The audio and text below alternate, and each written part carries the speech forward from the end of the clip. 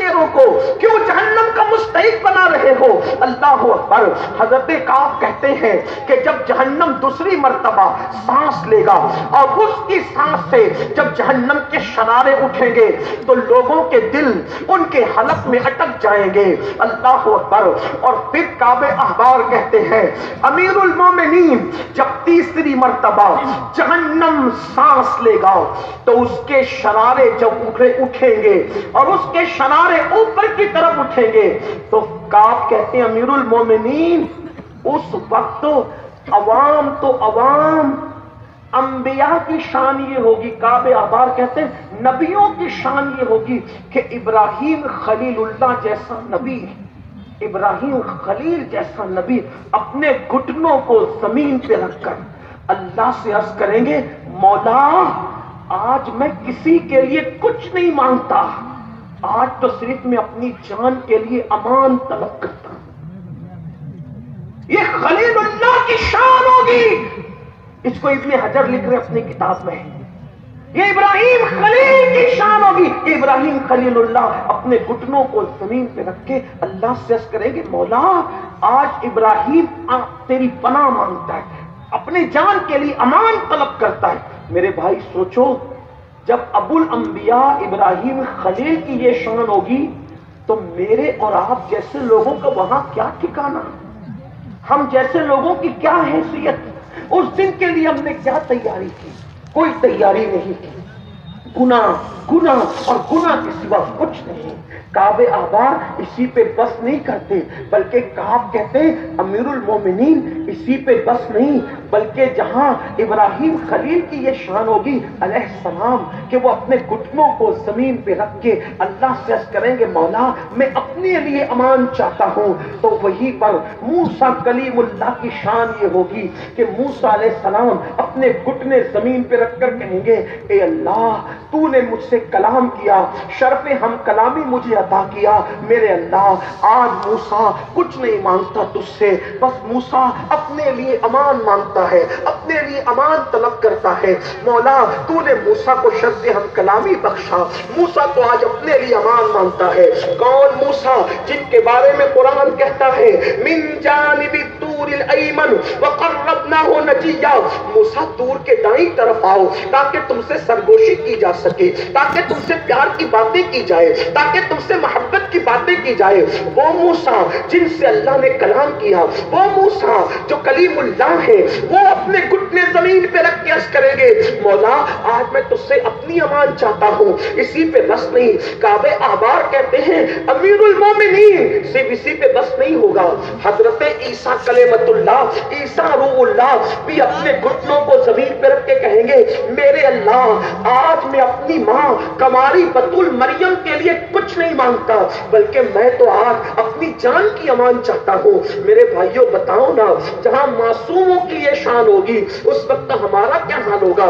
اپنی زندگی میں تو نہ نماز ہے، نہ رمضان شریف کے روزے ہیں، نہ اپنے چہروں پہ داڑیاں ہیں، نہ ہمارے گھروں میں دینی ماحول ہے۔ آپ جانتے ہیں آپ کہیں گے ہمیں تو حضور بچا لیں گے نا مولانا، یہ سب ہوگا حضور، بے شک حضور بچائیں گے، لیکن حضور کا فرمان سنا آپ نے؟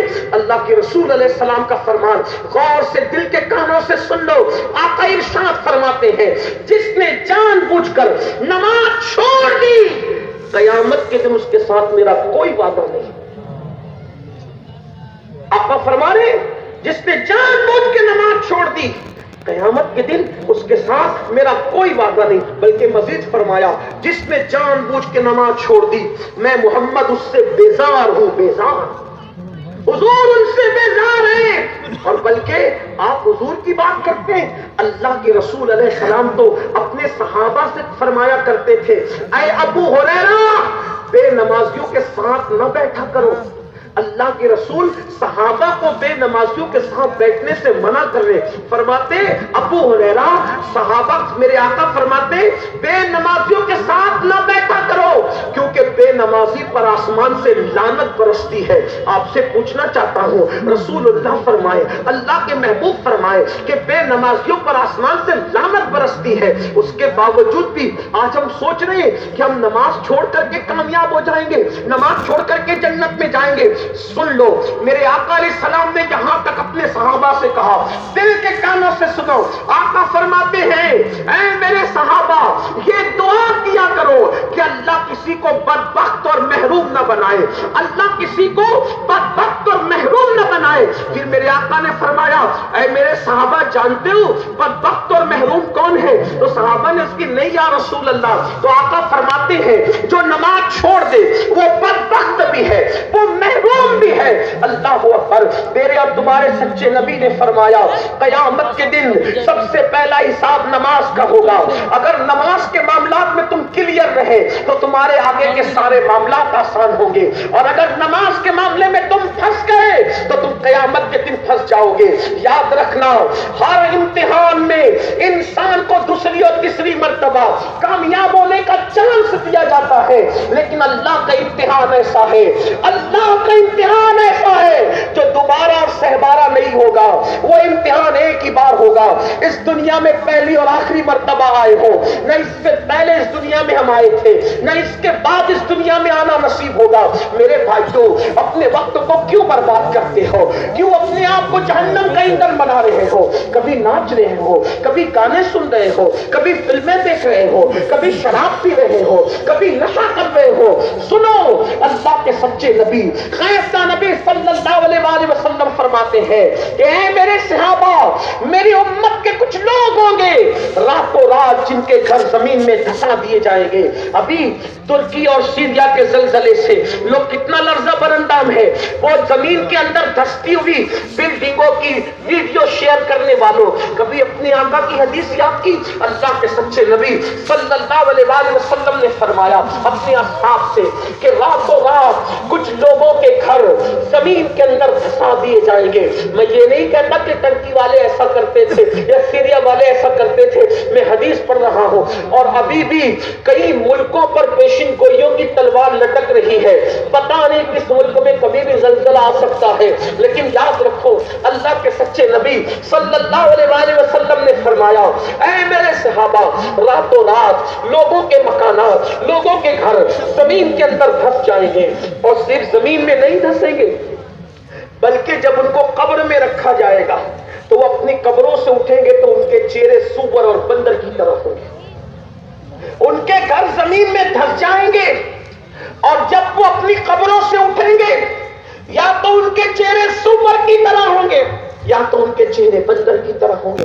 صحابہ نے عرض کی یا رسول اللہ صلی اللہ علیہ وآلہ وسلم جن کے مکانات راتوں رات زمین میں دھس جائیں گے اور ان کے چہرے قبر سے اٹھتے وقت سور اور بندر کی طرح ہوں گے، حضور ان کا قصور کیا ہوگا، ان کی غلطی کیا ہوگی؟ تو میرے آقا فرماتے ہیں وہ شراب پیتے ہوں گے اور میوزک اور موسیقی سنتے ہوں گے، وہ شراب پیتے ہوں گے، نشہ کرتے ہوں گے اور میوزک سنتے ہوں گے۔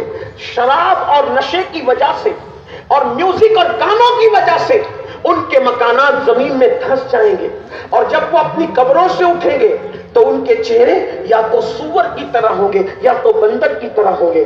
آپ سے پوچھتا ہوں جس نبی کے کہنے پہ اللہ کو ایک مانا، جس نبی کے کہنے پہ قرآن کو اللہ کی کتاب مانا، اس نبی کے کہنے پہ یہ کیوں نہیں مانتے؟ اس نبی کے کہنے پر یہ کیوں نہیں بچتے گناہ سے؟ کیوں نہیں ڈرتے اللہ سے؟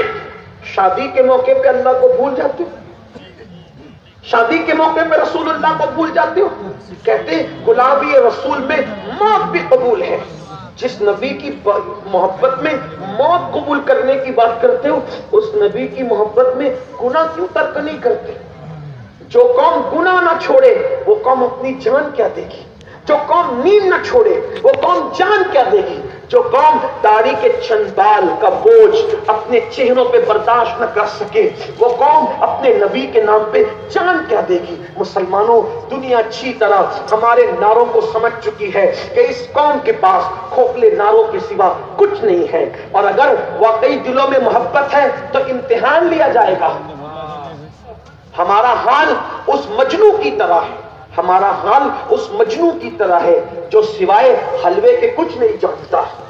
ایک مرتبہ آپ نے سنا ہوگا نا کہ لیلا نے حلوہ بنایا، اور حلوہ بنایا اپنی کنیز سے کہا کہ لے جاؤ یہ حلوہ میرے مجنوں کو پیش کر دو. تو حلوے کے اندر بڑی خوشبو تھی، بڑی لذت تھی.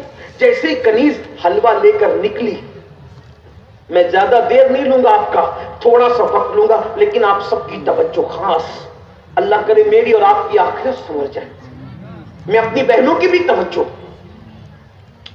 لیلا نے حلوہ بنا کے کنیز کو کہا کہ اس کو دے دو جو میرا مجنوں ہے. جیسی حلوہ لے کر کے لیلا کی کنیز باہر نکلی تو کہا مجنوں کون ہے؟ اس کو حلوہ دیا ہے لیلا نے. تو جتنے کھڑے تھے سب نے کہا انا مجنوں، ہم سب مجنوں ہیں. کنیز ہوشیار تھی، اس نے کہا میری لیلا کے اتنے مجنوں نہیں ہیں، کوئی ایک ہی ہے.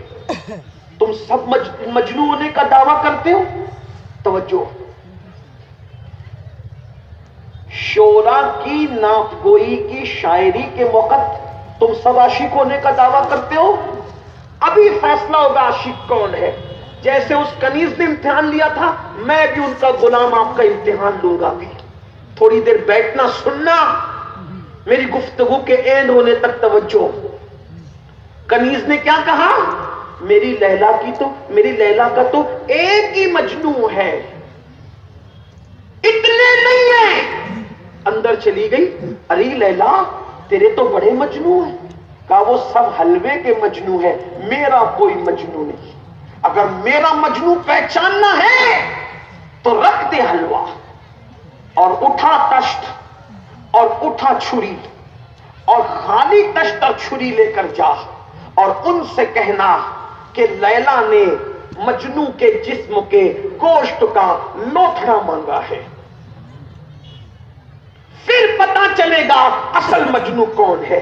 کنیز خالی تشت اور تیز چھری لے کر باہر نکلی. کہا او مجنوں، میری لیلا نے اپنے مجنوں کے گوشت کا لوتھڑا مانگا ہے. تو جتنے میرے اور آپ کی طرح تھے سب بھاگ گئے. جو سچا مجنوں تھا وہ کھڑا رہا، اور اس نے چھری لی اور اپنے گوشت کا لوتھڑا کاٹ کے تشت میں رکھا. لیلا کی کنیز نے حیرت سے دیکھا، جانے لگی تو کہا رکنا. پھر کاٹا، پھر رکھا، پھر کاٹا، پھر رکھا، پھر کاٹا، پھر رکھا، پورا تشت بھر دیا.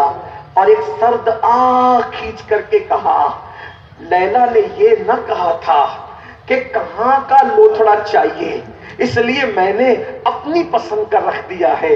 ان سے کہنا پسند آئے تو ٹھیک، ورنہ فرمائش کر دے کہ کہاں کا پسند ہے. اگر وہ کہیں گے تو دل کاٹ کر بھی رکھ دیں گے، مگر اس پر بھی کوئی احسان نہ ہوگا. بس تمنا اتنی ہے کہ ایک بار مسکرا کر کہہ دے کہ مجنوں ہمارا ہے. یہ عشق کا امتحان ہے، یہ عشق کا امتحان ہے. ہم بھی حلوے والے عاشق، شب برات کے حلوے پہ نعرے لگے، عید کی کھیر پہ نعرے لگے، 11ویں کی بریانی ہمیں پسند.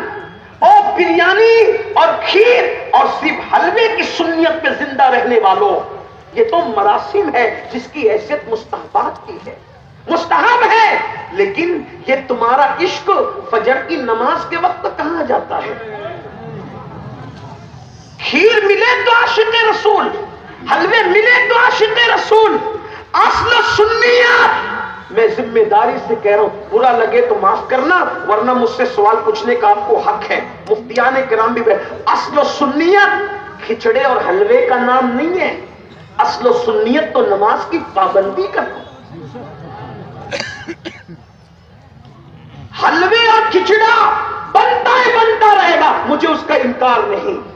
جو منع کرتے ظلم کرتے. لیکن ایک بات آپ سے کہتا ہوں، اگر کوئی کھچڑے اور حلوے کی بات نہ کرے اس کی سنیت باقی رہ سکتی ہے، لیکن جو نماز ہی نہ پڑھے اس کی سنیت نہیں باقی رہ سکتی. میں بے نمازی کو ڈائریکٹ کافر نہیں کہتا، حنفی ہونے کی حیثیت سے مجھے اتنا لحاظ ہے. لیکن ایک بات آپ کو کہوں، سرکار غوث اعظم تو یہاں تک فرماتے ہیں بے نمازی مر جائے تو اس کو بے نمازی کو مسلمانوں کے قبرستان میں دفن نہ کرو.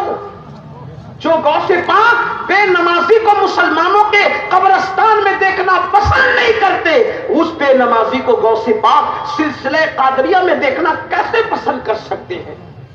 ہمیں ڈر نہیں لگتا؟ اور آپ سے پوچھتا ہوں، اس وقت سب درد بھری باتیں ہم کر رہے ہیں، مسلمانوں کی بیٹیاں بھاگ رہی ہے اور یہ ہو رہا ہے اور وہ ہے، ذمہ دار کون ہے؟ کون ذمہ دار ہے؟ ابھی مفتی صاحب جہیز کے اوپر گفتگو، خوبصورت گفتگو کر رہے تھے. آپ سے پوچھتا ہوں، ان مسائل کا حل کس کے ہاتھ میں جوانوں؟ وہ ایک بوڑھے باپ کی داستان سنا رہے تھے. میں کہتا ہوں اگر بیٹا اڑ جائے کہ میں نے کوئی کیش نہیں لینا، تو کس باپ میں ہمت ہے کہ وہ اپنے سمدھیانے سے کیش طلب کرے؟ نوجوان کہیں میں جوان ہوں اور محمد الرسول اللہ کا غلام ہوں. ارے جب جلسوں میں یہ پڑھتے ہو، جب جلسوں میں یہ پڑھتے ہو کہ کون دیتا ہے، دینے کو منہ چاہیے، دینے والا ہے سچا ہمارا نبی، تو جب نبی دینے والا ہے تو اپنے ہونے والے سسر سے کیش کی بھیک کیسے مانگتے ہو؟ اس کا مطلب عقیدے میں کہیں نہ کہیں کمزور ہو گئے ہو. اور پھر کہتے ہو وہ فلاں کی بیٹی بھاگ گئی. بیٹیاں کیوں بھاگ رہی ہے؟ میں بھاگنے والی بیٹیوں کی تائید نہیں کر رہا ہوں. یہ ظالمانہ رسومات ہماری بیٹیوں کی عزت اور آبرو پہ حملہ کر رہی ہے. بچیاں پورے ہندوستان میں جو مذہب اسلام باز بچیاں چھوڑ کر مرتد ہو رہی ہیں، وہاں کہیں نہ کہیں ان ظالم رسومات کا عمل دخل ہے. میں اگر علماء سے گزارش کرتا ہوں، میں ان کا بہت چھوٹا ہوں لیکن ایک مشورہ دیتا ہوں، اگر ان رسومات کو ختم کرنا ہے تو ہم بڑا رول ادا کر سکتے ہیں. قوم کو سمجھاؤ، نہیں مانتی ہے اعلان کر دو جس میں کیش مانگا جائے گا، ہم وہ نکاح نہیں پڑھائیں گے.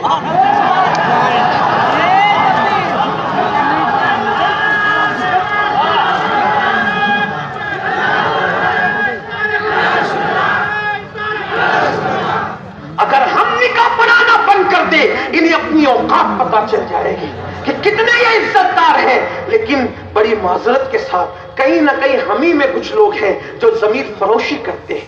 اگر ہم لوگ امام حسین کی طرح ڈٹ جائیں تو وقت کے یزید کو اب بھی اپنی گردن جھکانا پڑے.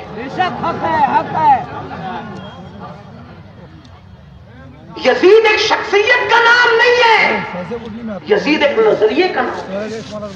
یزید ایک اور حسین بھی ایک شخصیت کا نام نہیں ہے، حسینیت بھی مکمل نظریے کا نام ہے. اور دونوں نظریے کیا ہے؟ خود کے نفس پر شریعت کا سودا کرنے کو یزیدیت کہتے ہیں اور جان لٹا کر کے دین بچانے والے کو حسینیت کہتے ہیں.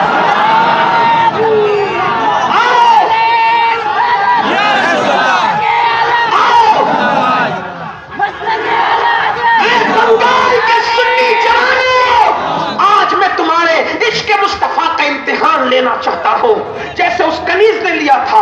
آپ آج کی اس محفل میں یہ سوچو، یہ غور کرو کہ میں کیش لے رہا ہوں، میں جہیز مانگ رہا ہوں، تو میری قوم کی بیٹیاں 30-35 سال کی عمر میں پہنچ رہی ہے، ان کی شادی نہیں ہو رہی ہے، ان کا بیاہ نہیں ہو رہا ہے. وہ کب تک انتظار کرے گی؟ تو جو بچیاں شریف ہیں تو وہ تو گھٹ گھٹ کے جی رہی ہے، کبھی کبھی وہ خودکشی بھی کر رہی ہے کیونکہ ان کو باپ کا دکھ دیکھا نہیں جاتا، ان کو ماں کا دکھ دیکھا نہیں جاتا. ہماری بعض بچیاں ٹرین کی پٹریوں پہ کٹ رہی ہے، ہماری بعض بچیاں چپکے سے زہر کھا کر کے مر رہی ہے، ہماری بعض بچیاں اللہ اکبر کنویں میں چھلانگ لگا کر کے مر رہی ہے. اب سنیو، کہاں گیا تمہارا عشق رسول؟ جب کوئی بیٹی رشتہ نہ آنے کی بنیاد پر چپکے سے زہر کھا کے مرتی ہوگی تو اس وقت رسول اللہ کے دل پر کیا گزرتی ہوگی؟ ہم کسی مردہ نبی کو نہیں مانتے، ہم تو اس نبی کو مانتے ہیں. تو زندہ ہے واللہ، تو زندہ ہے واللہ، میرے چشم عالم سے چھپ جانے والے. سوچو، کبھی غور کیا جب کوئی بیٹی ٹرین کی پٹریوں پہ کٹتی ہوگی تو اس وقت رسول اللہ کے دل پہ کیا گزرتی ہوگی؟ جب کوئی بیٹی کسی دریا میں چھلانگ لگا کر مر جاتی ہوگی باپ کی آبرو کو بچانے کے لیے، اس وقت رسول اللہ کے دل پہ کیا گزرتی ہوگی؟ اور اس سے بڑی بات، بیٹیوں کی خودکشی پر رسول اللہ کو جو تکلیف ہوتی ہے اس سے زیادہ تکلیف جب وہ کسی کافر کا ہاتھ پکڑ کر اپنے مذہب کو چھوڑ کر کے چلی جاتی ہوگی تو اس وقت تمہارے اور میرے نبی کے دل پر کیا گزرتی ہوگی؟ طائف کی وادیوں کے پتھر رسول اللہ کو اتنے دکھ نہیں دیتے جتنی مسلم بیٹیوں کا ارتداد اور مذہب کو چھوڑ دیں۔ اس کا کیوں سبب کون ہے؟ ظالم معاشرہ ہمارا، یہ جو تم نے جہیز کیش بنا رکھا ہے اپنے نبی کی خوشی کے لیے، کیا تم یہ وعدہ نہیں کر سکتے کہ اسی بنگال میں جب میں شادی کروں گا تو اس شان کے ساتھ کروں گا کہ صرف دلہن لاؤں گا، اس کے ساتھ کچھ نہیں لاؤں گا؟ یہ نہیں کر سکتے؟ جب میں بہو لاؤں گا تو صرف دلہن لاؤں گا، اس کے ساتھ کچھ نہیں لاؤں گا۔ اور یاد رکھنا، اگر تم نے کیش لیا، کیش، وہ کیش اور جہیز تو چند دنوں میں ختم ہو جائے گا، لیکن کسی غریب کی فکر دور کر دو گے اور اس کے دل سے دعا نکل جائے گی تو وہ دعا قیامت تک اللہ تمہاری نسلوں کو عطا فرمائے گا۔ بدعت شروع کرنے والے بھی کچھ لوگ تھے، اس لیے بدعت پھیل گئی۔ بدعت کو ختم کرنے والے بھی کچھ لوگ کھڑے ہوں۔ میں نے جب اپنے مالیگاؤں میں یہ اعلان کیا تھا، ہمارا کیش تو نہیں مانگتے لیکن جہیز کا معاملہ ضرور ہے، تو جب میں نے اعلان کیا تھا تو پورے مجمع نے ہاتھ اٹھایا تھا، اور اس کے بعد سے اب تک جتنی شادیوں میں میری شرکت ہوئی ہے، اب ہمارے یہاں ایسی شادی ہونے لگی ہے جس میں میں نے شرکت کی ہے کہ اس میں کوئی جہیز لیا نہیں جاتا۔ اگر دلہن والے کہتے ہیں ہم دیں گے تو کہا دیں گے، تم جانو ہم نہیں لیں گے، ہم نہیں لیں گے۔ تو میں کیا اپنے نبی کی ناموس کے نام پر کچھ ایسے جوان ہیں اس مجمع میں جو ہاتھ اٹھا کر یہ وعدہ کریں کہ نہ ہم کیش لیں گے نہ کوئی جہیز لیں گے؟ ذرا میں بھی تو دیکھوں کہ کتنے عاشق ہیں، اٹھائے رکھے، ذرا ہم بھی چیک کریں۔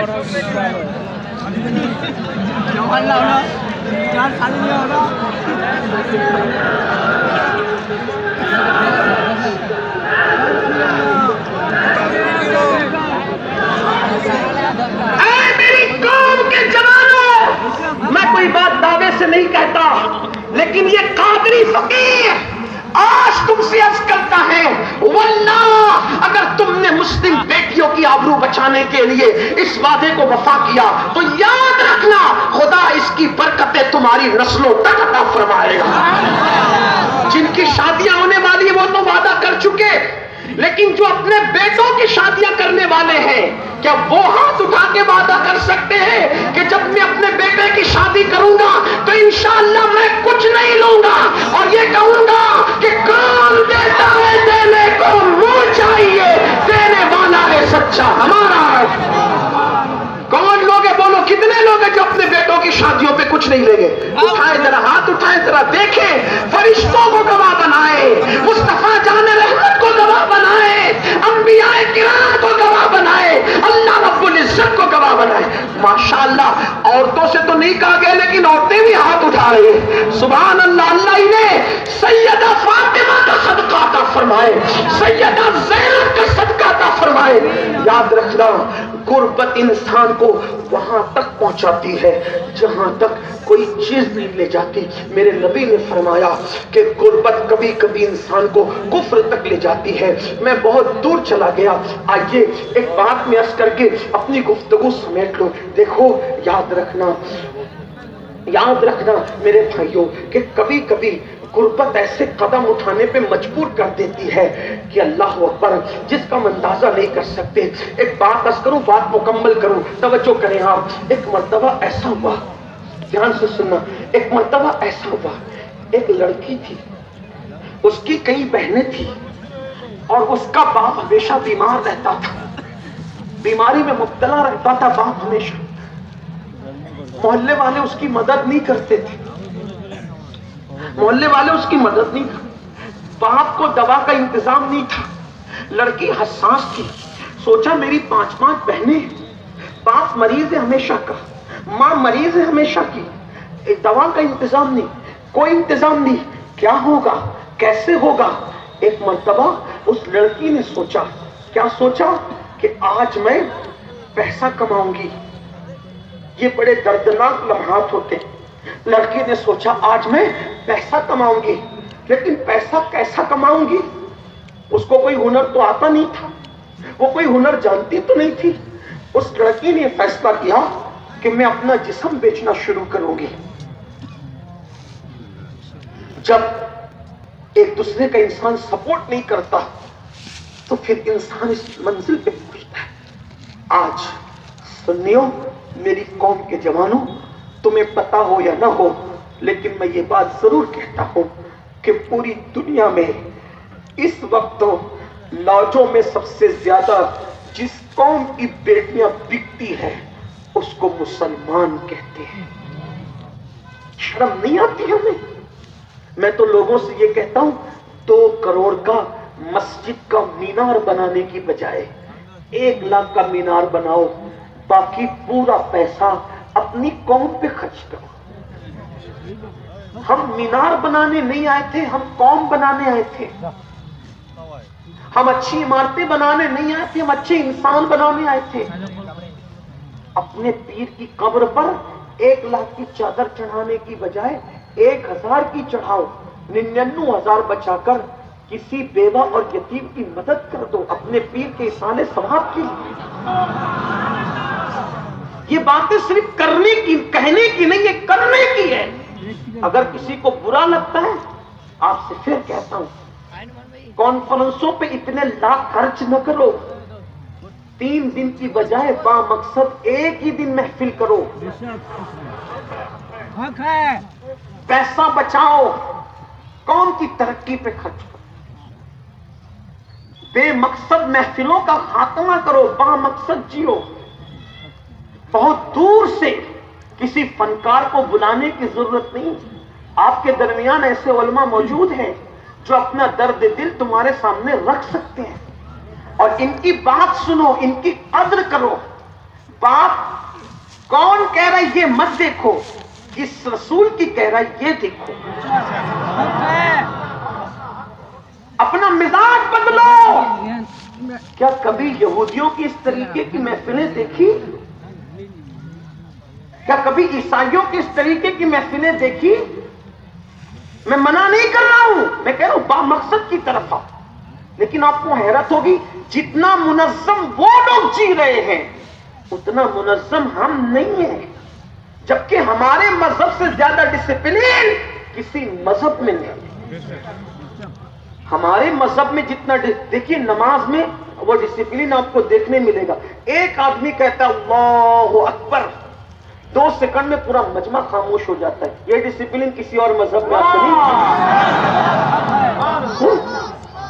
وہ کھڑا ہے سب کھڑے، توجہ کریں، وہ کھڑا ہے سب کھڑے، وہ کمر جھکا دے سب جھکا دے. وکیل ہو، ڈاکٹر ہو، انجینئر ہو، پائلٹ ہو، کوئی ہو، سب نے کمر جھکا دے. اس نے سر زمین پہ رکھ دیا اللہ اکبر کہہ کے سب نے رکھ دینا ہے. یہ ڈسپلین کہاں ملے گا؟ مسجد میں. باہر کیوں نہیں ملتا؟ توجہ، باہر کیوں نہیں ملتا؟ وجہ ہے کیونکہ اندر جس کو امام مانا باہر اس کو امام نہیں مانتے، اس لیے ڈسپلن نہیں ہے. اندر جسے مانا تھا اس کو باہر، بلکہ اندر جس کے پیچھے ہے باہر اس کے آگے بڑھنے کی کوشش کرتے ہیں. یہی ہے نا مسئلہ، اسی لیے ڈسپلن ختم ہے. جب تک مسلمان علماء کے پیچھے چلتا رہا اس وقت تک مسلمان کامیاب رہا. لیکن ایک بات آپ سے کہوں، اس وقت کے علماء میں بھی کیسے لوگ تھے، فضل خیر آبادی جیسا، کفایت اللہ کافی مراد آبادی جیسا، علامہ نقی علی خان جیسا، سہل کا مفتی صدر الدین آزودہ جیسا، شاہ عبد العزیز جیسا، شاہ ولی اللہ جیسا، اور بعد کے لوگوں میں امام احمد رضا جیسا، بعد کے لوگوں میں حضور محدث اعظم اور حضور مفتی اعظم جیسا. لیکن حالات کا کیا رونا رویا جائے. تو میں بات دور نکل گئی. کیا کہہ رہا تھا کہ جب ہم ایک دوسرے کی مدد نہیں کرتے حالات بڑے نازک ہوتے ہیں. ہر آدمی خود غرض بنے گا, سیلفش بنے گا, تو یہی ہوگا جو ہو رہا ہے. ایک دوسرے کو اٹھاؤ گے, حالات بدلیں گے. اس لڑکی نے کیا سوچا, میرا باپ بیمار, میری ماں بیمار, میں نے آج پیسے کمانا ہے, لیکن پیسے کیسے کمانا ہے, کچھ آتا تو نہیں, جسم بیچنا ہے. اس نے میک اپ کا سامان بھی نہ تھا, منہ دھلا, چادر ڈالی اور چھپ چھپا کر اس بازار میں پہنچی جہاں پر جسم بیچے جاتے تھے. اس بازار میں پہنچی جہاں جسم بیچے, وہاں جا کر کے بیٹھ گئی.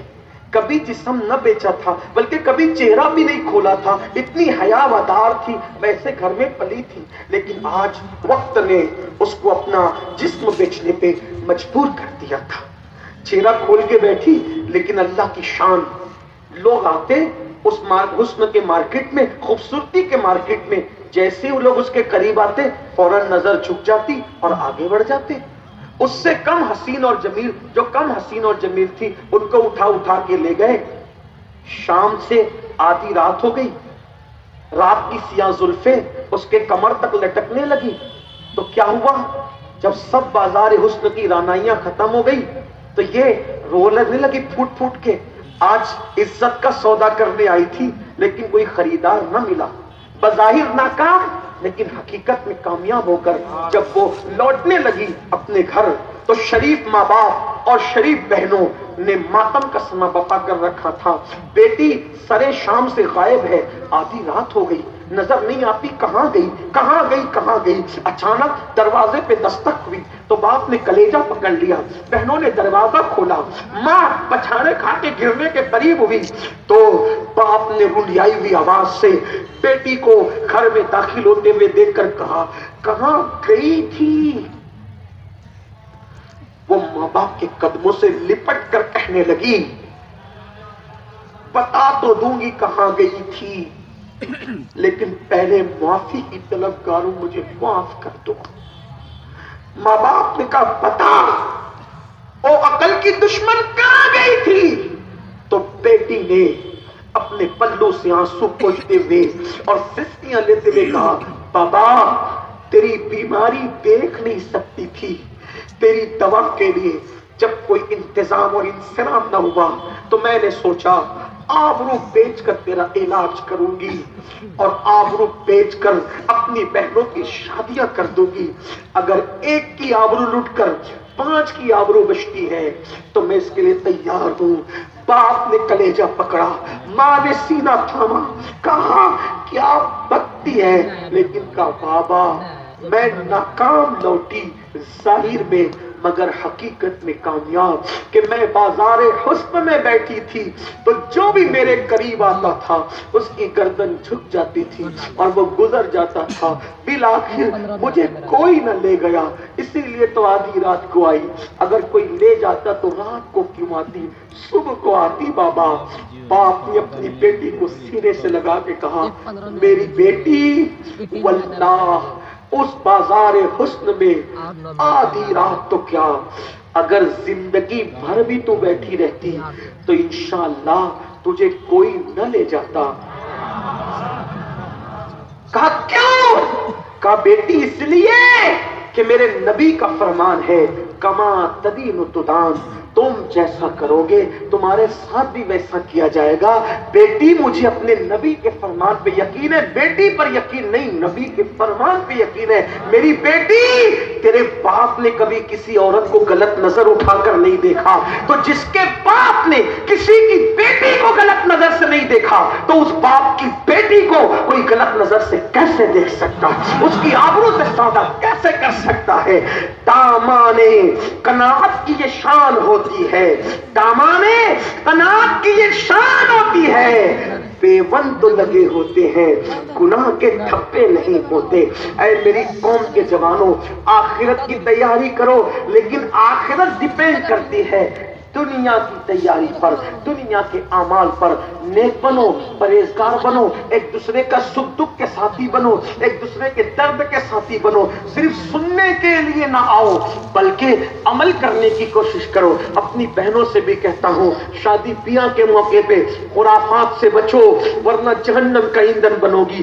آپ سے بھی کہتا ہوں خرافات سے بچو. اور ایک بات بس کروں، شادی بیاہ کی بات نکلی ہے، میں آخری بات کہنے چلا تھا لیکن ایک بات کہہ دوں، یاد رکھو یہ بھی بات ختم کر دو کہ میں اپنی ہی برادری میں شادی کروں گا. یہ بات ختم کر دو. ہندوستان میں برادریوں کا کیا حال ہے یہ مفتیان کرام اچھی طرح آپ کو سمجھائیں گے. بس میں تو اتنا جانتا ہوں، میرے نبی نے فرمایا کلکم من آدم و آدم من تراب. تم سب آدم کی اولاد ہو اور اللہ نے آدم کو مٹی سے پیدا کیا تھا. ایک باپ کی اولاد ہو، ایک ماں کے بیٹے ہو، پھر یہ ادنا برادری، یہ اعلیٰ برادری کیسے ہو گئی؟ اور ہندوستان میں تو 90% لوگ کنورٹ ہوئے ہیں. یہ کہاں سے آئی؟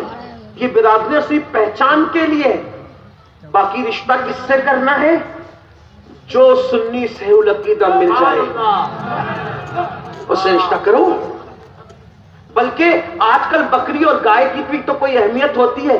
رسول اللہ کا جس دور میں تشریف لائے تھے اس دور میں کنیزوں کی کوئی حیثیت نہیں ہوتی تھی. ہوتی تھی کوئی حیثیت؟ نہیں. لیکن آپ کو بتاؤں ہمارے رسول کے خاندان والوں میں سے کچھ ایسے بزرگ گزرے ہیں جنہوں نے کنیزوں کو آزاد کر کے اپنے نکاح میں لے کر کے ان کی عظمت بڑھائی ہے. اور سب کو تو اپنی جگہ، اور سب تو اپنی جگہ، بلکہ سیدہ فاطمہ کے بعد اگر سب سے زیادہ امام کسی کی نسل میں پیدا ہوئے ہیں تو وہ ذات سیدہ شہربانو کی ہے. اگرچہ وہ بادشاہ کی پوتی تھی، بادشاہ کی بیٹی تھی، لیکن جب وہ مدینہ منورہ آئی ہے تو کنیز کی شکل میں آئی ہے. اور جب امام حسین کے حصے میں آئی ہے تو میرے امام نے ان کو آزاد کر کے ان کے ساتھ نکاح کیا اور ان کو اماموں کی ماں بنا دیا. اگرچہ وہ نسب میں بادشاہوں کی بیٹی تھی، میں ان کے نسب پہ بات نہیں کر رہا ہوں، لیکن جس دن آئی تھی وہ کنیز تھی اور کنیز کو اماموں کی ماں بنا ہے. امام زین العابدین انہی کی اولاد، امام باقر انہی کے پوتے، جعفر صادق انہی کی اولاد. آپ غور فرمائیں. اس لیے عاشقان رسول دیکھو، دینداری دیکھو اور دین دیکھ کر کے نکاح کرو، مسلک و مذہب دیکھ کے نکاح کرو. قوم کی بیٹیوں سے کہتا ہوں اگر پڑھ لکھ لو تو یہ مت سوچو میرے معیار کا مسلمانوں میں ملے گا تو مسلمانوں میں کروں گی، اور اگر میرے معیار کا نہ ملا تو معاذ اللہ کہیں اور چل دائیں بائیں ہو جاؤں گی. یاد رکھنا ساری ڈگریاں قبر کے باہر رہ جائے گی، ایمان کی ڈگری قبر کے اندر تک جائے گی. اس لیے کوئی ڈگری نہ دیکھو، ایمان کی ڈگری دیکھو اور ایمان کی ڈگری دیکھ کر کے اس پر عمل کرو. کالا ہو، نکا ہو، چٹا ہو، کیسا ہو، اگر مومن ہے مومن تو حضور کی خوشی کے لیے کر لو. میں آخری بات کہنے چلا تھا لیکن میری بہنوں کے بارے میں مجھے بات یاد آ گئی. ذرا سننا میری بہنوں، آج کل غریب رشتہ آ جائے اور دیندار ہو تو بہنیں ناک چڑھا لیتی ہے، منہ پھیر لیتی ہے. یاد رکھنا دینداری کو پرائرٹی دو، دینداری کو پرائرٹی دو، عشق رسول کو پرائرٹی دو، اہمیت دو دینداری کو، تقوی کو، پرہیزگاری کو. اور آپ کو بھی کہتا ہوں کالی سانولی بھی مل جائے اپنا لو. یاد رکھنا خوبصورت ماں خوبصورت بیٹے کو جنم دے یہ ضروری نہیں ہے، لیکن دیندار ماں دیندار بیٹے ہی کو جنم دیا کرتی ہے. اس لیے دینداری دیکھو. آؤ مجھے ایک واقعہ یاد آیا. حضور علیہ السلام کے ایک صحابی تھے.